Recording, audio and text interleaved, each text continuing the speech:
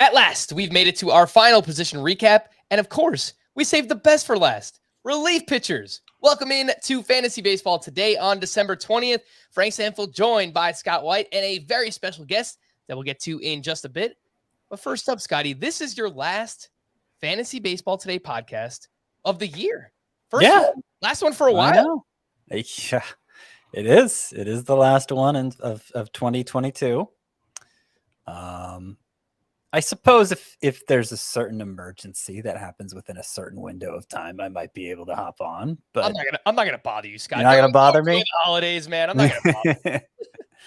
All right. I'll go live by myself, or I'll hit up the Welsh. I'll make him do a little extra work or something like that. But you'll be all right. Anyway, today we're talking about relievers. So you know who we had to have join the podcast once again. The owner of Reliever Recon, closer expert for The Athletic, also contributor over at Baseball HQ. Had the pleasure of meeting this fine gentleman out in Arizona, First Pitch, Arizona. It was great to meet him in person. Greg Jewett, welcome to the show, buddy. How's it going, man? I'm well, keeping the burning the midnight oil here, but it's all good, especially, reliever talk, always welcome to do that. And, you guys had me on for the first time last year, so I'm more than honored to be back. So I appreciate you having me on. Hey. This is your specialty, right? Like this is your area of emphasis, the bullpen. Yeah, somehow I joked with people who asked me out at like even First Pitch. Bullpens kind of chose me. I never really planned on it. Just sort of a couple of different sites. It kind of became a niche thing. And my old, the original league I played in, I never wanted to pay in the auction the prices that closers went. So I would work all season to find them. And it just kind of bled into all this. So you never know where things are going to take you. But yes, and at the tail end of my, not the tail end, but my fandom with the Yankees, watching Rivera all those years, it made it an easy segue to focus on the ninth inning with someone like him holding the torch for me. Are you a Yankees fan? I grew up a Yankees fan. I try and stay. It's weird. I don't blend it into my stuff, but yeah, in the Reliever Recon group chat, I complain about Yankee stuff often. Yeah. All right. So good to know. I didn't know that about you. So, we can, I guess, commiserate or, enjoy the season together, depending on how you look at it. I did want to just highlight again, owner of Reliever Recon. What is that? You can go over to patreon.com/Reliever Recon. And if you are a competitive fantasy baseball player, you play in the NFBC, if you play anywhere where saves, holds, where you need to be on top of this stuff, I cannot recommend it enough. I am a subscriber to the Patreon because, frankly, there are nights where things slip through the cracks. As much as we do this, and Greg is on top of all of it. He's got great Google Sheets. He's got all these kind of fancy tables and posts and everything. So, again, if you are playing competitive fantasy baseball, I cannot recommend that enough. Also, a hell of a head-to-head points league player. I got to point that out because we had a ridiculous matchup in Tout Wars head-to-head points league where I was up big. Then Greg was up big, and it was like a 2.5 week matchup, way too long. But great player in a very competitive matchup. So I got to give it up to you, Greg. Well, thank you. I appreciate that. Of course, you're the two-time defending champ, so I didn't. I came up like France. It came up a little short there in the final, but it was. It was fun, and it was a roller coaster, and it's been a terrific lead to be a part of. And yes, the Reliever Recon, especially for folks who struggle in season to identify saves, or we also cater to the head-to-head leagues. One of our writers puts out a daily column about guys who get those vulture wins, like somebody is slated to come in after the opener, or if a pitcher's only going to go like 4 innings for the Cubs, and then he usually nails. I mean, his hit rate was ridiculous during the season. So we also talk about SPARPs, all those things. So it's not just we're talking about saves. We do try and cater to different league formats, and obviously we are NFBC centric as well. So you call them SPARPs. That is a term you've adopted. That's like become an industry. I think so. term. Yeah. I remember when Nando introduced it on this podcast, starting pitcher as relief pitcher. And, we've just kind of been calling it that ever since. But it's interesting to hear that it's stuck. It's gone beyond this podcast and out in the real world. Well, Of course, all hail Nando. Yeah, I mean, it was a great call, great nickname. And we still use it to this day for those who play in head-to-head points league, starting pitchers as relief pitchers, and we will touch on those a little bit later on. Frankly, there's Spencer Strider and who else? I don't really know. Hopefully Scott's got a few names because I found a few, but they're not very good pitchers. So we'll talk about that. He's far and away the best one. Yeah, it's not really close. Anyway, let's start off with the state of relief. We'll take a look at the top 10 relievers in 5x5 roto leagues from this past season. We'll quickly run through each team, just kind of give out a very loose prediction on who we think could lead each team in saves. And then we will look at Scott's 2023 rankings towards the end of the podcast. The state of relief, league saves over the past 5 full seasons. So this is excluding 2020. Back in 2017, 1,179, then 1,244, 1,280 in 2019, 1,191 in 2021, and then 1,232 saves this past season. So the highest we've seen since 2018, 222 different relievers with a save. Over the past 5 seasons, we never broke 200. Now we're pretty decently over 200. And what is the breakdown of those saves? So I've noticed that there are less 20 plus and 10 plus relievers than the past 5 seasons, which means by deduction, there are more single digit save sources than ever before, which, is obviously not the best thing for fantasy. We want as many, 30, 25, 20 plus relievers and closers as we could possibly get. Of course, Emmanuel Clase was the league leader in saves this past season, 42 saves for the Cleveland Guardians. We'll talk about him in just a little bit. He was ridiculous. But Greg, we'll start with you. What do you think about the state of bullpens right now? Really how they have evolved over the past decade, 5 years or so, and your thoughts on how saves are distributed in baseball today? Well, there's almost becoming 2 different camps. There's the teams that will either have or rely on the linear pathway, which is what we in fantasy prefer, which is pitcher X is in the 7th, pitcher Y is in the 8th, and pitcher Z is in the 9th. And then that's pretty much what we have as standard practice. However, teams like the Rays and the Mariners now and others are being more adaptable with I'm using what we at the site call the HLR, which is the highest leverage reliever, which is you're my best reliever. So when the 2, 3, 4 pocket or 3, 4, 5 pockets coming up, you're facing them. So it could be the 7th, it could be the 8th, or it could be the 9th. But if that's the case, and you saw Andres Munoz being used like that in the playoffs against the Blue Jays, he was in against the heart of the Blue Jays order in all those games, not reliant on inning. It was when Vlad Guerrero Jr. and those guys were coming up, then you were seeing Andres Munoz because they felt that was their best chance to get those players out.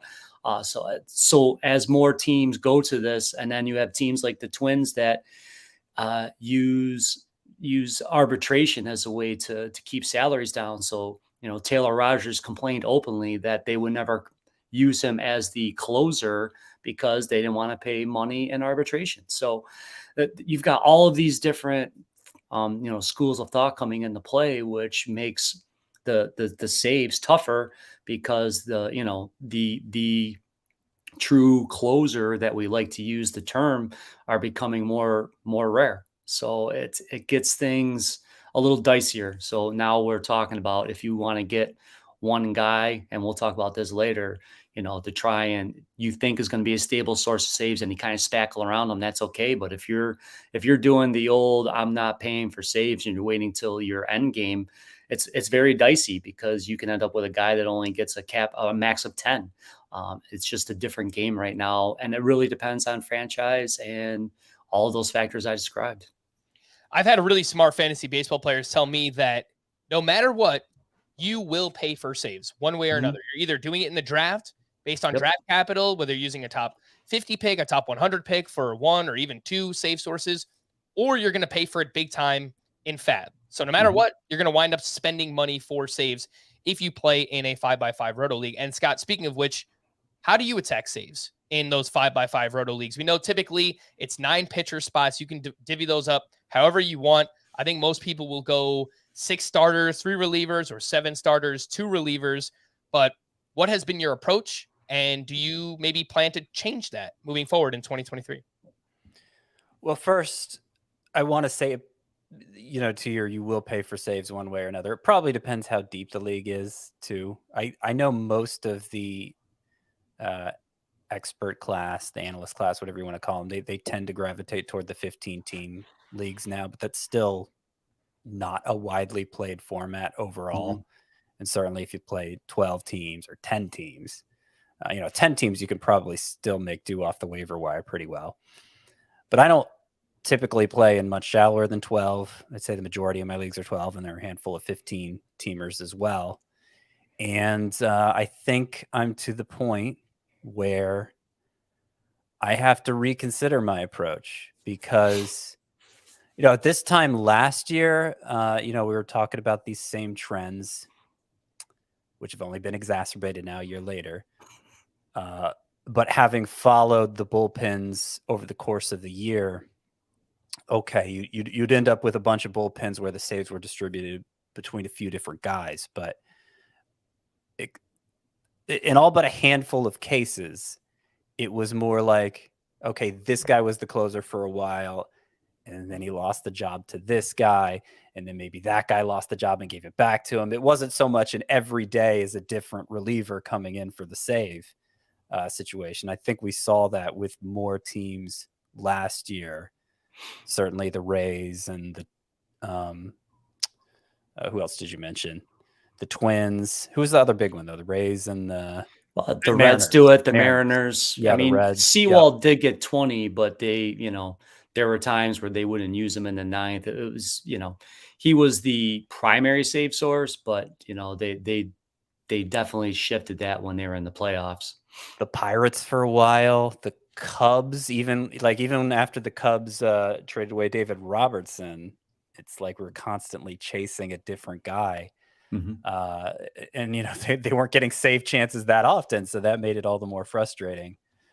So it's almost like a third to a half of the league is leaning into this more. And I noticed you mentioned at the top, Frank, okay, there were fewer 20 and 10 saves guys this past year. But you didn't mention 30 saves guys. 30 saves guys remained about the same. Yeah. Exactly the same, right? There were 11 of them. 3 straight years. There's been no, it was 10. 9. It's been 9 the last 2 years. Okay. Unless you count Class A. Okay, there were 10 last year, right? Do I have this in the notes right? I have 10, but I could pull it up again. Okay. So it stayed about the same. It stayed between 9 and 11 the past few years. Yeah. What that says is you can't keep up with the teams that have the 30 saves guys as easily if there's not as many 20 and 10 saves guys available. So that kind of forces you into paying up for saves to a degree. I don't like doing it. I hate doing it because it's one category. And, the way their values are getting pushed up, the high-end closers, particularly in those 15-team roto leagues, some of these guys are getting taken in round 2 or 3. Like, there aren't that many stud bats out there either. Like, you need to get those guys early. So is it really worth diverting for saves?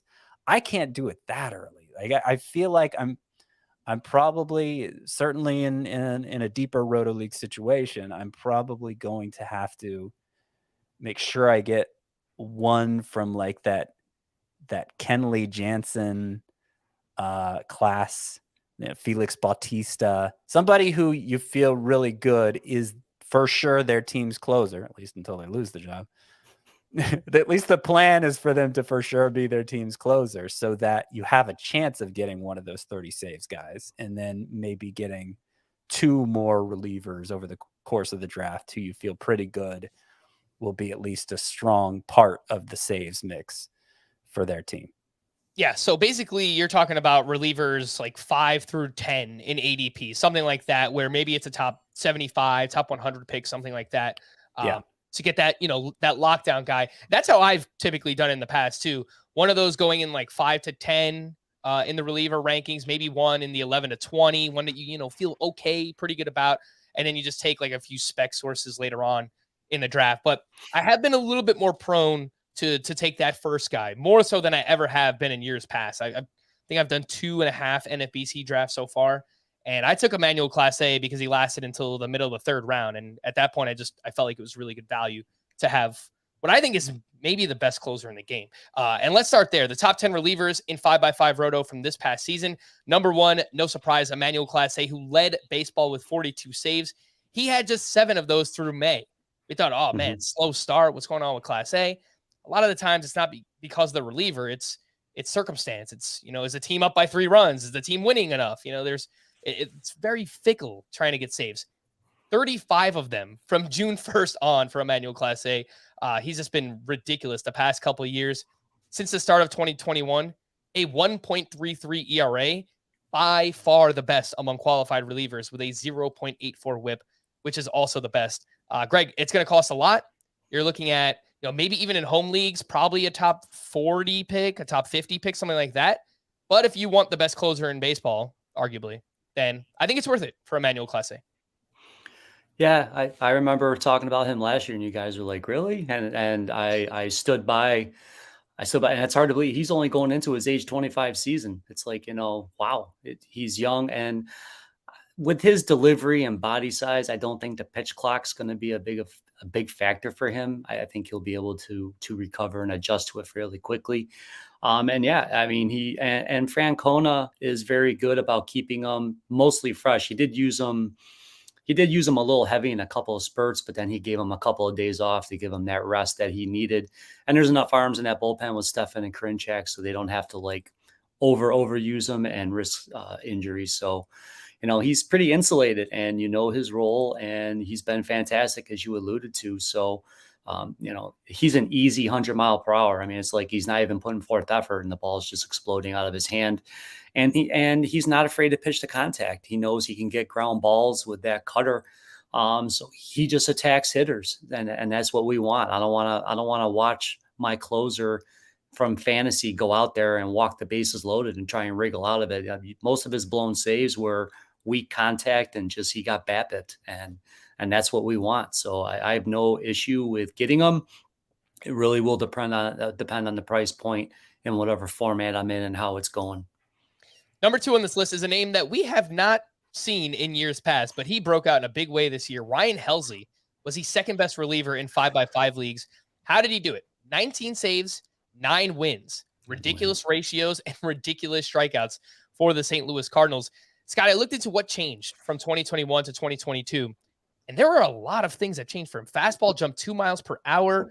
The slider whiff rate went up about 8 percentage points. His control improved dramatically. So the question is to you, how much do you trust these improvements for Ryan Helsley, and how much do you trust the Cardinals that they'll actually use him as the main guy moving forward? Well, I do trust the improvements. I think Ryan Helsley is an elite reliever now. As for how much I trust the Cardinals, I mean, as long as Giovanni Gallegos is still there, I think it's going to be it's not going to be a 100% situation for Helsley. It's going to be better than 50-50, or at least it was looking that way over the course of the second half. But it is kind of amazing that he managed, with only 19 saves, he managed to place second among relief pitchers. I think the 9 wins is probably not something you can count on again. And I would pretty much, not target a reliever for wins. If I'm like, he doesn't deserve, as good as I think Ryan Helsley is, he doesn't deserve to be drafted second at the position, or top 5, or even top 10 at the position. I don't think he is the best of the relievers who I don't think have a, firm grasp on the closer role. That's what I'd say for Helsley. Which means that in these early drafts, Greg, Helsley might be a little bit overvalued, because I've seen him going as a top, 5-round pick, top 6-round pick. So the early drafters seem to have a little bit more confidence in Ryan Helsley. Where are you at on him? I do like him, and he was a Recon poster boy last spring. So once we noticed, I mean, for him, I think more than anything, it's just he was healthy, and that was something he had never really done in the seasons leading up. We all knew he had talent. We just didn't see him do it for a full season. He's somebody, because he is a max effort guy. I'll be curious to see, because, some of those wins came through multiple inning outings. with the pitch clock, again, this is another unknown. We don't know how the pitch clock is going to affect people, but based on, just when you watch him, he, like I said, max effort kind of a guy. So not having that little extra time to recoil in between, I think if he streamlines into a more of a 1-inning guy, you're going to see the strikeouts tick down just a little bit. So you can't overlook that as the season goes forward. So yeah, I kind of agree that, St. Louis came out with that closer by calculation quote last spring after people have been paying a high price for Gallegos. So yeah, I don't think he's a 30 save guy based on what Scott was saying. I do agree with that. I like him. I just think you have to dial back to strikeouts and his value a little bit. So, depending on where he goes, again, he's probably one of the guys that's near the end of the thing where you're like, okay, I don't want to get below him, if that makes sense, for if I'm trying to get somebody that I think is going to get me 20 to 25 saves. Right. And again, that is Ryan Helsley. We were talking about the third best reliever this past year. Surprisingly enough, right? I mean, as ridiculous as he was, Edwin Diaz, who had a career year, which earned him a massive paycheck by the Mets, and rightfully so. 1.31 ERA, 0.84 whip, 32 saves, 17 K per nine, 24.6% swinging strike rate. That is just unheard of. That is just uncanny stuff for a reliever. 118 strikeouts. No other reliever was above 96. So just to put that in perspective, how much better Edwin Diaz was. He used a slider a career high 58% of the time and obviously helped lean into those strikeouts. Scott, I mean, there's not really much else to say. As long as he can keep the control, somewhat under wraps here, then I think Edwin Diaz should be amazing once again. Little sneak peek. Who are you taking, him or Emmanuel Clase, first closer off the board? I'm taking Edwin Diaz mostly because of that strikeout difference. I mean, it was more than 40 strikeouts separating the two. That's kind of Clase's weak point, and it's clearly Edwin Diaz's strong point. But I do think, even acknowledging that gap in the strikeout rate, it's a close call because part of the reason Diaz finished only third among the relievers is because there were times down the stretch when the Mets were trying to hold off the Braves that Buck Showalter used him in the 8th inning instead of the 9th and went with Adam Ottavino for the save. So, even though we think of Edwin Diaz as one of those surefire closers, and I'm not saying he's not, but Buck Showalter introduced this uncertainty, this small little kernel of uncertainty there that probably prevents Edwin Diaz from getting to 40 saves. I mean, not many are going to get to 40 saves, but I would bet against him, especially doing it. Yeah, I think that's probably situational more than anything, just where they're at in the season, and probably the Braves' best lineup, part of the lineup was coming up in the 8th inning or whatever it might be. So I think that's why we might have seen it down the stretch. But I would say, moving forward, no doubt about it, Edwin Diaz is clearly the closer for the Mets moving forward. The fourth best reliever this past season was Daniel Bard, who had an awesome season, 1.79 ERA, 0.99 whip, 34 saves, the 6th most in baseball, pitching for the Rockies. It's just kind of crazy stuff here for Daniel Bard. And Greg, he completely changed his pitch mix from 2021. He ditched his 4-seam fastball. He went purely with a sinker and a slider. And that seems like it would make sense. If you give up some contact in Colorado, if you can keep it on the ground, hopefully, that contact isn't so bad. How much are you buying this breakout season from Daniel Bard? And would you be okay with him as your first closer in a roto league? If it was a 12 team and I have an absolutely stacked offense, I'd be okay with it. But I would prefer him. Here's the thing, like last year, if you want to quote the main events, he was only taken in 25 of 47. So just over half. I mean, and these are supposed to be, that's, as high stakes as it can get. So he found his way onto a lot of top 25 team rosters just because of what he provided. It was in spring where he kind of emerged with the role and ran with it, and the tweaked mitts and being, again, had a healthy season. His velocity ticked up a smidge. So I'm okay. But at the same token, getting a repeat season like that from somebody that's going to be 38, there's the old adage, don't pay for a career year. So I'm not sure that I would not be 100% comfortable with him as my number one.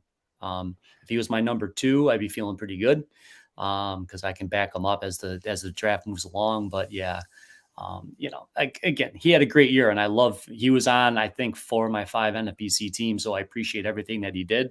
But we got to take all that with a grain of salt and just dial back for a little bit of regression this year. Yeah, I would agree with that. And Andy's you mentioned he's 38. Andy's in Colorado, and they tried this with him in 2021. And I think that's part of the reason there was so little enthusiasm for drafting him. Not that there was in 2021 either, but it went so poorly. ERA over 5, lost the job. You shouldn't have to draft him as more than a number 2. And I'd be fine with him there. I agree with you, but clearly not in just the guys who get a lot of saves end up being high in the rankings. It's because there's so few who do, and it's very reactionary. Yeah.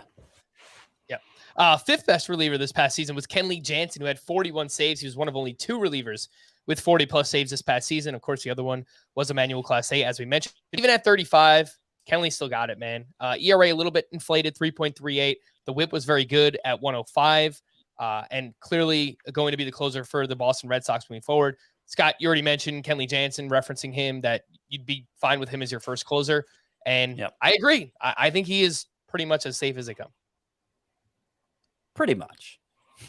He's done it for so long that the ERA has trended up over in recent years. I mean, even this past year, 3.38.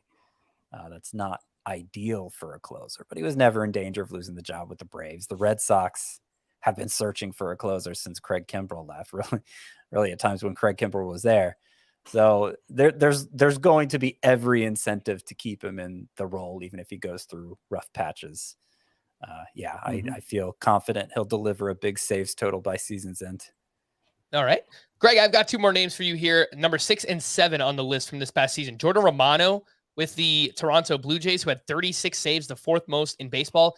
Liam Hendriks, who has been one of the mainstays the past couple of seasons at the relief pitcher position. He had 37 saves as well. The immaculate control that we've become accustomed to wasn't necessarily there for Liam Hendriks this past season. He got off to a bit of a rough start, but then definitely settled down as the season went along. These are 2 guys who, again, are rock solid. And if you want them, you're probably going to have to pay a decent price tag. But I think it's worth it. I think that they proved that, they are, again, using the word safe, a little bit scary when it comes to closers. But I think both that is the other thing with investing big in a closer is it's not, it's known for being a pretty volatile role. But go ahead, Greg. You want guys that you've seen do it over multiple seasons. Yeah. And Greg, we've seen both of these guys do it. Jordan Romano and Liam Hendriks. Yep. Yeah, I have no issue with either. Now, I will say I find it strange that the reports came out before the winter meetings about how the White Sox were going to listen to trade offers on Hendriks. I don't know. I mean, he's a great representative of the team and things of that nature. It just struck me as funny that it was put out there. I mean, it was in The Athletic and it was in other interviews with the team saying it. So I'm really curious, is Hendriks going to be in Chicago when the season starts? To me, a team that seems desperate for a reliever would be Texas. And I think they might pay the prospect capital to get Hendriks in there, especially with what they did to add DeGrom and Heaney. It makes total sense. We'll have to see how all that shakes out. But, and you mentioned it about Hendriks, 2 straight years, he was terrible in April. So, hopefully if you get him, just don't panic and drop him at the end of April because he's just been a slow starter for 2 straight years now. So I think that's just something we have to adjust for. But the key for me is I want to see the dominance back. His 0-2 counts versus his 3-0 counts really swung last year in a bad way. So we want to see him going after hitters again. I think he was really nibbling. So we want that walk rate to come down, and hopefully that will help his ratios. And Romano was a workhorse. I'm not overly worried about him because there's not a whole lot of competition to replace him in that bullpen. And with Romano, if you watch this guy pitch, I think there's something wrong with him. I think there kind of has to be something wrong with you, just like a little bit if you're a closer, just to kind of have that mentality. But he's like talking to himself, and he's always got this like maniacal look in his eyes. Yeah, he's the antithesis of Mo. Yeah, Jordan Romano, interesting dude. Pure speculation though, Greg. If the White Sox were to trade Hendriks, who do you think would kind of slot in there? You're looking at like Kendall Graveman or maybe even a Ronaldo Lopez for them? Well, you know the answer. I'm on Team Ronaldo, and we'll see what happens because the pitching coach came out, Katz, and said, if anything happened to Hendriks, we trust Lopez as the closer. There's a lot of smoke here. Again, it could end up being nothing, but when you read between the lines, I don't know. I just feel like something's a brew, and the White Sox are going to shake things up. All right. Well, let's stay in the AL Central rather, and we'll move over to Scott Barlow, who was the 8th best reliever this past season. And he's been one of the better relievers since the start of 2021. This past season, a 2.18 ERA, 1.00 whip. Scott, some things I do worry about when it comes to Scott Barlow. Fastball velocity dipped from 2021, 95.3 miles per hour to 93.6. So nearly a 2 mile per hour drop on the fastball year over year. And I might be overthinking this, but their new manager is Matt Quatraro of the who came over from the Rays. He was their bench coach. We know the MO that the Rays have. I don't know that he's gonna, use his bullpens the same way, but he has been around a manager in Kevin Cash who has, typically kind of gone bullpen by committee or used multiple guys at a time. So I just kind of have that in the back of my mind. What do you think about Scott Barlow? Are you worried about either of those things? Yeah, I'm concerned about both of them. Obviously, he doesn't have a long history in the role, and it took Mike Matheny, the previous manager, a long time to come around to more or less making him the closer. And so, particularly these days, as differently as bullpens are managed, you have to worry about anytime a new manager comes in. And yeah, there's a question of, will Scott Barlow be as effective again? Now, he has been a good reliever 2 years in a row, but with the strikeout rate and home run rates both going in the wrong direction last year, it's hard to feel safe with him. He's, again, somebody I'd be totally fine with as my number 2 reliever, kind of like we're saying for Daniel Bard, but a lot of risk factors there. Yeah, and on a bad team. I did a way too early draft out in Arizona where I met Greg in person. Great guy. And I took Felix Bautista at the 5-6 turn, 15-team league. And then I think I got Barlow at like the 11-12 turn. And that seemed pretty late. So, with him as my second closer in a draft and hold format, I'm all right getting him that late. But again, I wouldn't want to be relying on him as my first closer, even if I waited for some reason. Number 9 and 10 this past season among relievers, we had Paul Sewald and Camilo Doval. Paul Sewald completely reinvented himself heading into 2021, and it carried over. He had a 0.77 whip this past season. He was really, really good once again. He had 20 saves, but the great Andres Munoz is kind of looming there as well at the back end of their bullpen. I know that Sewald had a couple of surgeries here in the offseason as well, so we'll see how he looks in spring training and make sure he's back on track health-wise. Camilo Doval, really, really great stuff. Fun to watch, 2.53 ERA.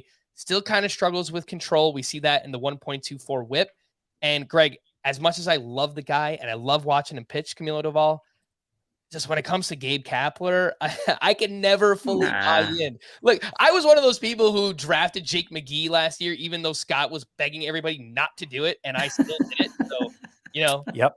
Yeah. What was my bold prediction regarding McGee's saves total prior to the season? I'm pretty sure your bold prediction was he would not get 5 saves, and he did not get 5 saves. So he did not get 5 saves. That was a really good call by you. No, but it's interesting because Gabe Kapler kind of ushered in this era of the leverage guy, right? The mixing and matching in the late innings based on who's coming up in the opposing lineup. So it was interesting how he went away from that last year and did turn Camilo Doval into a more conventional closer. He did. Yeah. Camilo Doval had 27 saves. So again, can't argue with that, but it's just always kind of lingering in the back of my mind. Greg, what do you think about these 2 relievers, these 2 bullpens, the Mariners and the Giants? Well, of the 2 bullpens, I would prefer Doval just because I have a pretty, plus who there is going to take the role from him. I mean, what I just don't see John Brebbia being I don't see them being threats to him doing it. So I do like also that Doval, he introduced a sinker in August, and then he had a really good September. Now, we don't know if that's going to happen. It's a small sample size, but his command and his whip did go down the last part of the season. I think he converted 8 in a row or 8 of his last 9 saves. So I'm hoping that this is a guy who's going to actually he could be a breakout guy for this year. I kind of like where his price point is. He's in that bucket of, if I'm going to let saves drift a little bit, I would be willing to take him for an upside play, depending on the format that I'm in. But I'm definitely higher on Doval than most this year, but I'm okay with that.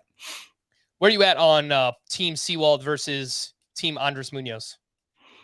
Well, I think we know Munoz at right now is probably the better pitcher, but it doesn't guarantee him save chances, just like everyone's drafting Yohan Duran over Jorge Lopez. But unfortunately, the latter's probably going to get the primary save share just because of the arbitration things I talked to you about. So, just because we want, as fantasy community, the new shiny toy to be the closer that we want him to be, doesn't mean the team agrees with our assessment of it. I want to see how Seattle shakes out. And I think Matt Brash is a sleeper in that bullpen too, especially he could be like the Munoz this year, a guy who racks up a bunch of strikeouts and gets up some cheap wins and probably gets like 5 saves, and he'll be very valuable, especially the deeper your league. So these are the things we have to pay attention to. It's not, what did the guy do last year? It's what's going to happen this year. All right. Once again, the top 10 from this past season, top 10 relievers in 5x5 Roto: Emmanuel Clase, Ryan Helsley, Edwin Diaz, Daniel Bard, Kenley Jansen, Jordan Romano, Liam Hendriks, Scott Barlow, Paul Sewald, and Camilo Doval. We will get to more names in just a bit. But first, make sure, if you're listening and you've enjoyed us all season long, all year long, give us 5 stars on Apple and Spotify, or Spotify, wherever you listen to. Feel free to drop a review on Apple as well. We do really appreciate it. And you've noticed on our YouTube, we've been highlighting it a few times here as well. We've got new short form content that's come out, videos that are 1 minute or less, and we've been putting them on our new TikTok channel as well. So if you have TikTok, go make sure to follow us there at FBT Pod. I do have the little famous ring light, but no, I'm not making any kind of crazy TikToks. It's literally just highlights from the podcast here that we're throwing on TikTok. So make sure to follow us there as well. Let's take a break, and we'll be back right after this. Huddle up, NFL fans. It's almost Nickmas. Merry Nickmas. Nickelodeon and the NFL are teaming up for the ultimate holiday gift. The Nickelodeon NFL Nickmas game. I got 3 words for you: Broncos, Rams, and Santa. Ho, ho, ho. This is going to be the best Christmas ever. It's the Denver Broncos taking on the Los Angeles Rams in the Nickelodeon NFL Nickmas game. Christmas Day at 4:30 Eastern, 1:30 Pacific. Only on Nickelodeon. All right, let's get into some news and notes before we get back into the relievers. And in case you're wondering why we haven't talked about Dansby Swanson or all the kind of crazy stuff that happened this weekend, we did a bonus podcast on Sunday night breaking it all down. So if you haven't listened to that, go check it out. Dansby Swanson, JD Martinez, Michael Brantley, Justin Turner. We talked about all the happenings from the weekend. But there were a few smaller things that we didn't get to that we'll talk about right now. Seth Lugo signed with the Padres, a 2-year, $15 million deal, and he has not started a game since 2020. But Scott, the reports are that Seth Lugo is going to start. And if you look at the Padres, the way that they're constructed right now, it looks like both Seth Lugo and Nick Martinez are going to be starters for this team. Do you have any interest really late in drafts in either one of those guys? In more likely in points leagues, because they are going to have that relief pitcher eligibility, that SPARP eligibility. Mm-hmm. Even then, have to be a pretty deep points league. Yeah, I mean, we've saw enough of Nick Martinez starting last year that I don't feel like he's going to be a difference maker. It's been a long time since we've seen Seth Lugo start, but he's kind of tapered off as a reliever, and I just want to say I'm not optimistic. So deeper points leagues options, both of them. Drew Smyly apparently is close to an agreement with the Chicago Cubs. And if he does sign there, the rotation would likely be Marcus Stroman, Jamison Tyone, Kyle Hendricks, Justin Steele, and Drew Smyly, which I don't know what this would mean for Hayden Wesneski. I do want Wesneski to be a thing. Normally these things work themselves out, so we'll see what happens. But Smyly quietly had a good season last year. 3.47 ERA, 1.19 whip, and a 12.4% swinging strike rate. Greg, do you have any interest in Drew Smyly in deeper leagues? Yeah, I would have him ahead of both of the people Scott got tasked to talking about. So, you know, and it's one of those things where I'll just, if you can use him in the right matchups, or if he gets hot, you can definitely do it. Now we have the balanced schedule this year, so you can't just focus on him against NL Central teams. But yeah, I'd be okay with targeting Smiley, especially because he's not a name that's really going to move the needle. So I like getting those guys late as somebody that you can stream in and out rather than getting those two start guys and he gets blown up. All right, we got a few other small signings. Austin Hedges signed a 1-year, $5 million deal with the Pittsburgh Pirates. Garrett Hampson signed a minor league deal with the Marlins. Billy Hamilton also signed a minor league deal with the White Sox. And Scott, let me know if this matters, because I don't know if it does. I saw some people talking about it on Twitter today. Clayton Kershaw announced that he's pitching for Team USA in the World Baseball Classic, which should be a lot of fun. It's usually going on in, I think, March, maybe February as well. But basically, it kind of like supplants spring training. It was very fun to watch, however long ago they did it, 3-4 years ago. Do you worry about someone like Kershaw, who's, he's been injury prone, pitching in something like that even before the season starts? I think this has gone on long enough that I don't think there's any data to support concerns, because obviously they're only pitching an inning or two at a time in the World Baseball Classic too. Obviously, it's more competitively than we imagine they are in spring training, but I haven't seen enough concrete evidence that it really makes a difference. So I'm not going to fade Kershaw based on that. All right. Well, let's quickly run through each team and just give a thought of who we think might be the saves leader in 2023. Again, many things could change. The Baltimore Orioles, Greg, I think we feel pretty good about Felix Bautista, right? Love the mountain. Yes. I love the nickname too. He is a huge human being, 6'5". More on him in just a little bit. Scott, Red Sox, Kenley Jansen. No surprise. Yep. For the Yankees, Greg, our New York Yankees. It looks like for now, if they don't make any other moves, Clay Holmes is probably the guy. What do you think?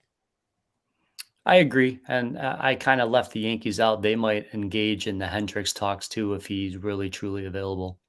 All right. For Tampa Bay, we know that they routinely use multiple relievers, or they'll use one reliever for some period of time and then another reliever for another period of time. Scott, it looks like Pete Fairbanks and Jason Adam are the top two candidates there. Who do you like more? I like Fairbanks more, and I'm surprised he's not getting more traction in early drafts. I ranked him quite a bit higher than seems like everyone. Maybe I'm a fool getting suckered in by late season trends of the Rays, given the history. Like Peter Fairbanks coming back from that injury, he looked like an elite reliever, like high end top 5 type closer. I don't think he can be a top 5 closer with the Rays, but I think he can be top 15. The old adage, draft skills, not roles. Pete Fairbanks in 24 games this past season, 1.13 ERA, 0.67 whip. He was ridiculous. Some injury concerns. We'll talk about that in just a little bit as well. Next up, we have the Toronto Blue Jays, Jordan Romano. No surprise there. White Sox, Liam Hendriks. Cleveland, Emmanuel Clase. For the Tigers, I guess it's Gregory Soto. Greg, of all the supposed closers, quote unquote closers, Gregory Soto is probably the scariest one to me. Well, you remember last year I said I was on team fade Aroldis Chapman. This year I am on team fade Gregory Soto. I will not have him on a roster. Yep. And I think Lang could make a push, even though he's weird because he leads with his changeup, so it's kind of a goofy thing. But he had a tough stretch of BABIP, a couple of big blowups, but then at the end of the season, he righted the ship and was looking very dominant down the stretch. I think if he can just get his arsenal tightened up, he could be a very surprising pitcher in this bullpen. And again, I really think the Tigers blew a chance to sell high on Soto at the trade deadline. I really don't understand what they were thinking, but of course, that's why we have all new management structure there. There's a chance if he pitches well in spring, they would deal him, which would make sense. Yeah. 5.1 walks per 9 last year for Soto, and career 5.3. Never been less than 5 walks per 9 in the season. It's tough to close like that. Yeah. His K- walk rate is below 10%, which is bad. It's pretty bad. He's a roller coaster. Yeah. And they traded Joe Jimenez this offseason too. So again, Yep. It looks like Alex Lang is the next one up there. For the Royals, we talked about it. Likely Scott Barlow. I know, Greg, you've written about Dylan Coleman being a name to watch in very deep leagues. So we will do exactly that. The Minnesota Twins, Scott, Jorge Lopez versus Yohan Duran. Greg kind of talked about this, the arbitration with Duran. Will they push him? I don't know. What do you think? Yeah, I was feeling pretty good about Duran just because Lopez was nothing short of terrible after joining the Twins. So in 23 appearances with the Twins, remember he was lights out with the Orioles, but in 23 appearances for the Twins, Lopez had a 4.37 ERA, 1.63 WHIP, 7.1 K per nine, just completely lost it across the board and didn't get a single save in September.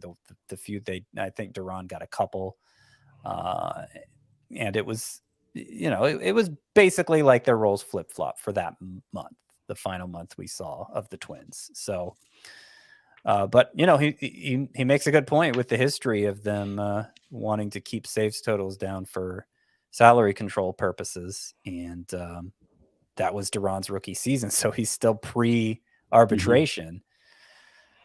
Greg has raised new doubts in me. I already had Duran outside my top 20, just behind Soto, actually. So I wasn't like, okay, he's the closer, but I have him as and I'm not going to say he's not the leading saves candidate for the Twins, but I might move him outside the top 25, even based on Greg's thoughts. He's the best reliever in that bullpen. I think we'll all agree on that. I will say scouts intimated that Lopez went through some personal things after the trade. He like Hader had a child that was not doing great. So there were some health issues and other things that flare. I mean, everyone's human. I don't think anybody's writing off Hader because he had a bad month. I mean, he went through a lot between the struggles with the birth of his child, being traded. And I mean, that's a lot to cave in on a person. And I'm hearing that some of those similar things affected Lopez. So there's a chance, hopefully, that he will rebound. And, I don't think he's as great as he was in the first half, but I don't think he's as bad as he was in the second half. I think he's somewhere in the middle, which will be good enough for the Twins to use him and then flip them if they're not in contention for the playoffs. All right. For the Astros, we have Ryan Presley there. For the Angels, Greg, good luck here. Carlos Estevez, Jimmy Herget, Ryan Tepera. Anyone else you can come up with? I don't know. I'm leaning Estevez. I don't know. It's again the quotes. I mean, when he said, he's on Twitter saying, in an interview, I think it'd be cool if I was the closer. We'll just look at the last 2 years on the road. He has an 18.7 K minus BB, whereas when he was in Coors, the K minus BB was 6.9. So his K minus BB jumped by almost 3 times when he was not in Coors Field. Now, again, he's not a perfect pitcher, but I don't need him to be perfect. If he can be my last pick in the draft and he gets me 15 to 20 saves, I'm happy as pie. All right. Well, the Oakland A's, Scott, also a pretty fun one here. They just signed Trevor May over the weekend, who was not good last year, but the Oakland A's gave a reliever $7 million. That means something to me. They also have Zach Jackson. They have AJ Puck, Danny Jimenez, Domingo Acevedo. Scott, take your pick. Yeah, I hadn't considered the possibility of Trevor May closing when they signed him, just because I've never considered the possibility of Trevor May closing. But you raise a good point. Between Zach Jackson, AJ Puck, Danny Jimenez, Domingo Acevedo. Acevedo was the one getting the saves at the end of last season. Granted, a couple of those other guys were hurt.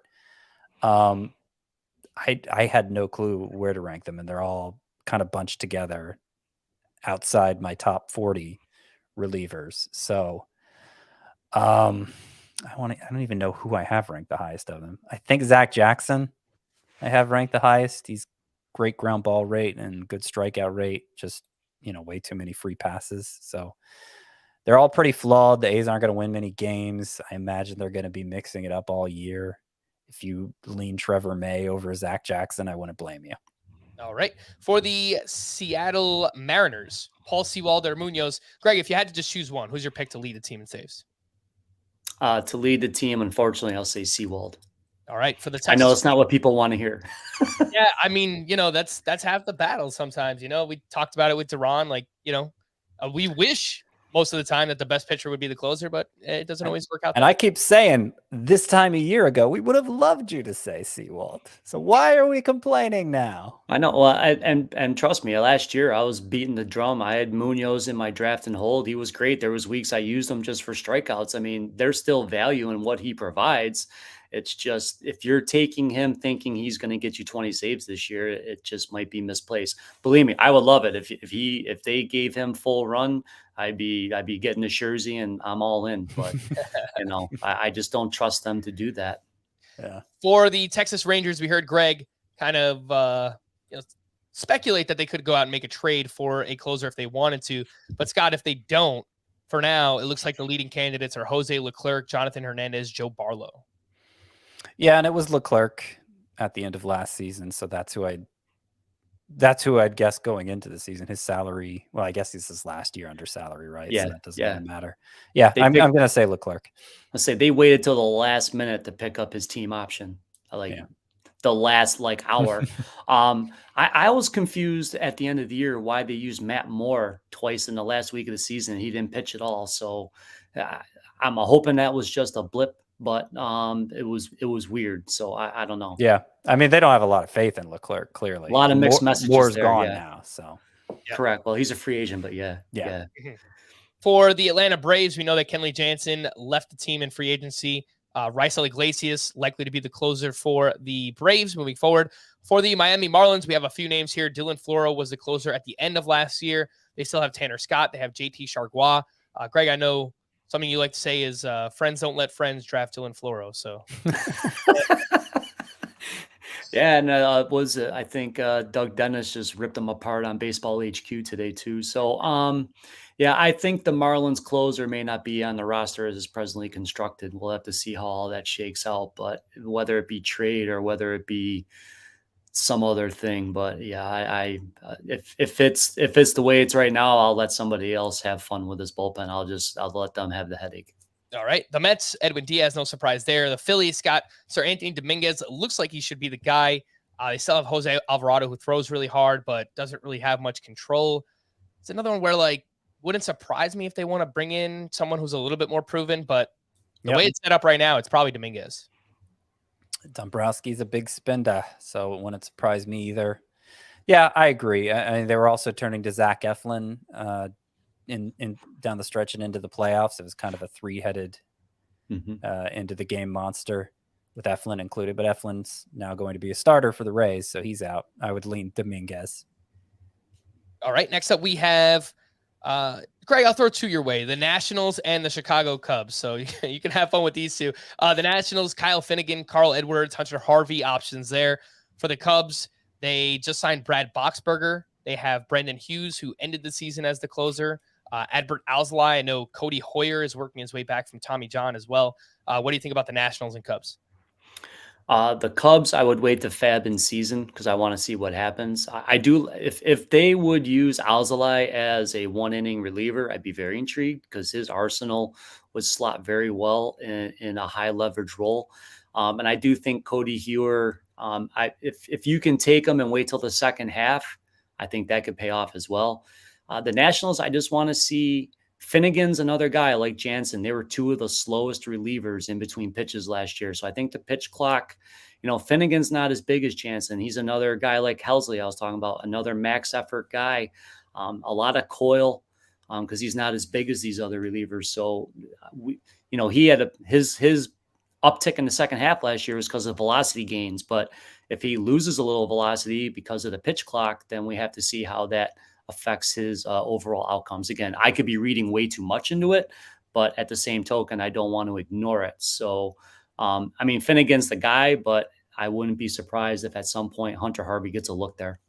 All right, for the Reds, Alexis Diaz ended the season as the closer, I guess. The brother of Edwin Diaz. I think he's super talented, Scott, but the Reds have kind of been a headache the past couple of years. Lucas Sims and TJ Antone are a few other names there to know. Yeah, I think, it's hard to say this, but I feel like Diaz pretty much secured the role by the end of the season. And I mean, he clearly had the best numbers of anybody in that pen and was the most reliable of anyone David Bell turned to. So I actually have him ahead of Gregory Soto. I'm 19th. Mm-hmm. Yeah, I think that's fair too. For the Brewers, following the trade of Josh Hader, Devin Williams was the closer there. For the Pirates, David Bednar, assuming he's healthy, I think should be the closer for them. Greg, if you had to choose who leads the Cardinals in save, would you actually go with Helsley over Giovanni Gallegos? Yeah. Okay. How about for the Diamondbacks? We see a few names there.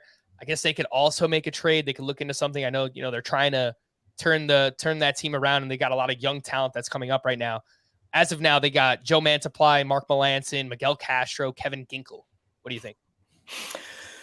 This would be another team like the Cubs, where I'll most likely leave them for fabbing or wait right till the end. Like, Daniel Bard popped up near the end of spring, and that's when he started getting drafted. Once it seemed like he was taking that role away from Estevez and everything else, I think this would be another one. And again, you're into me. I just wrote about Miguel Castro in one of my Fortune 500 articles, just saying he's only 27. I think we feel like he's 37 because he's been around so long.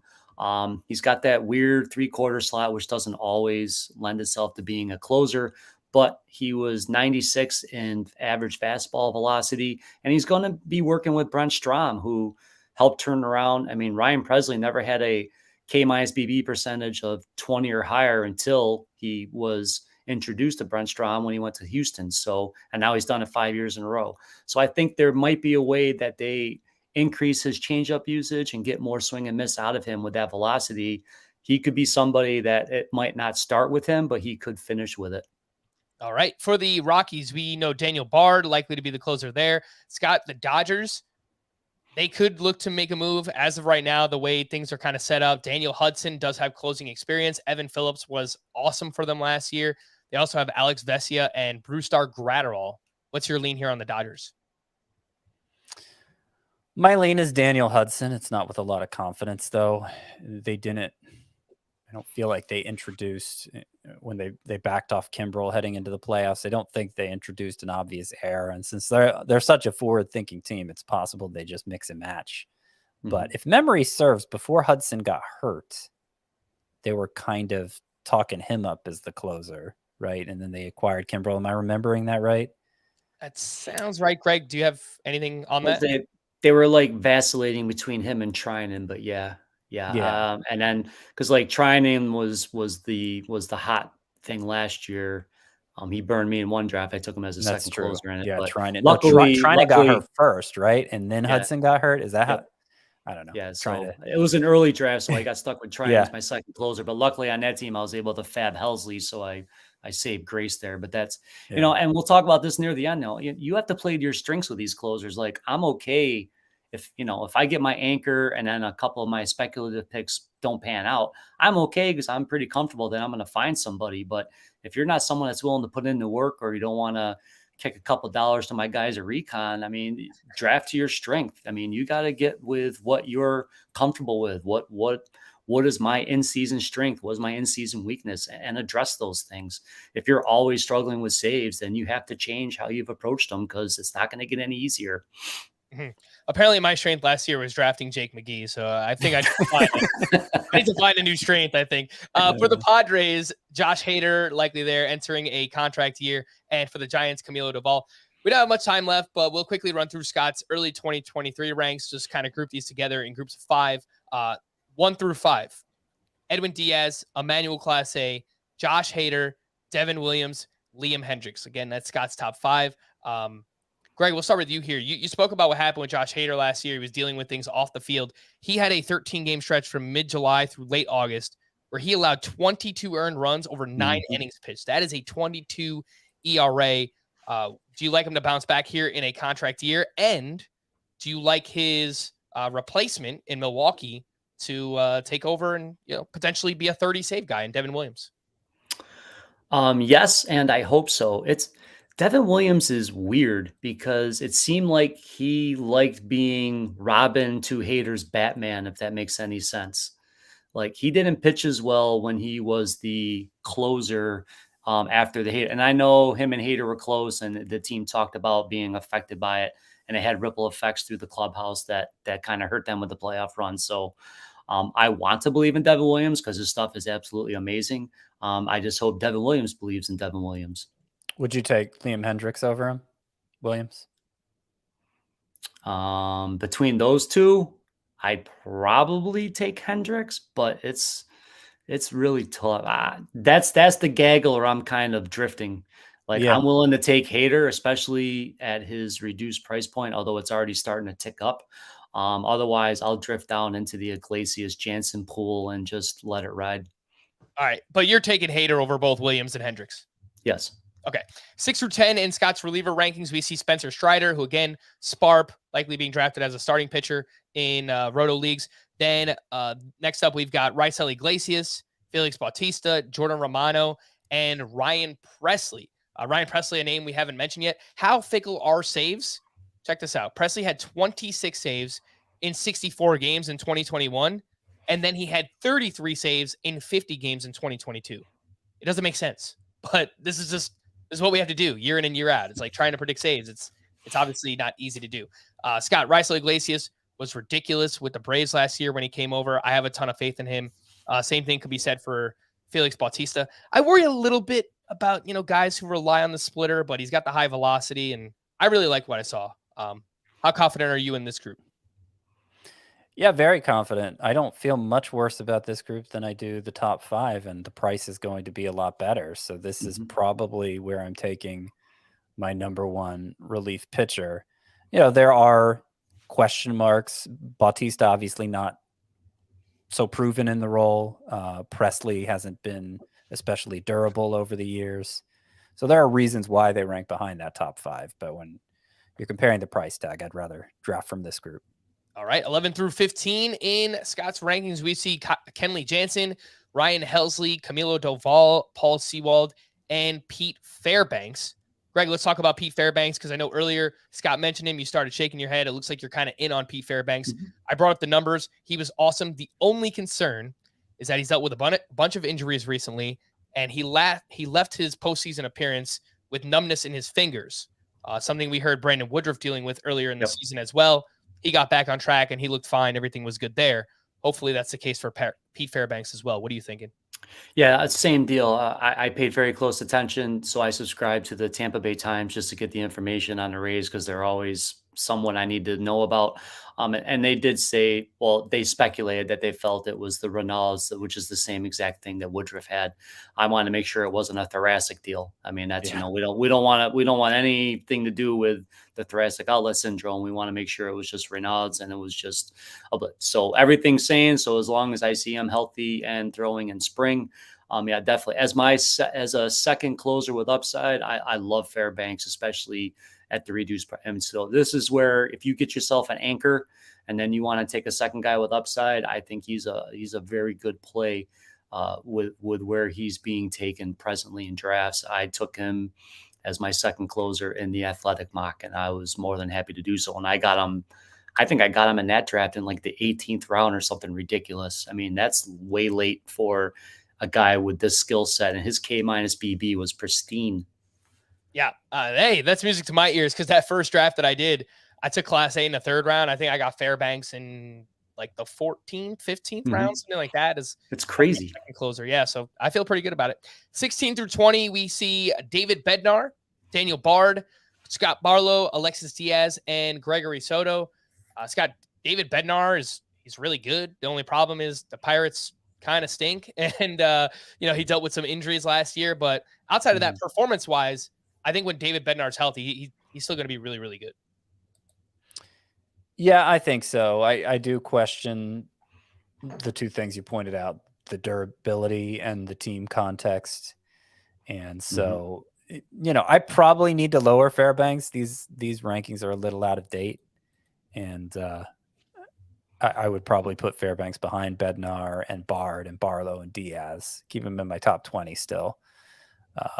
But that's why I was initially inclined to rank Bednar behind, because he's not. He has his own concerns. All right. Well, we do have Did have some sparps here I wanted to talk about. Scott, I don't know if there's any other that come to mind. These are the ones that I found. Spencer Strider obviously is like the top of the top, and you take him in the 4th or 5th round of a points league. You're using him as a relief pitcher, and you have a clear advantage over everybody else. A few other names I noticed: Hunter Brown with the Astros. We just don't know if he's going to be a starter per se yet for that team. At some point, he will. Yeah.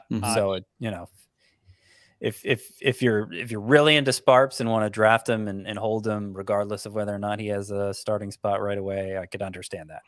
The only other names that I found that actually scored points last year: Keegan Thompson with the Cubs. I don't think he's going to start for them.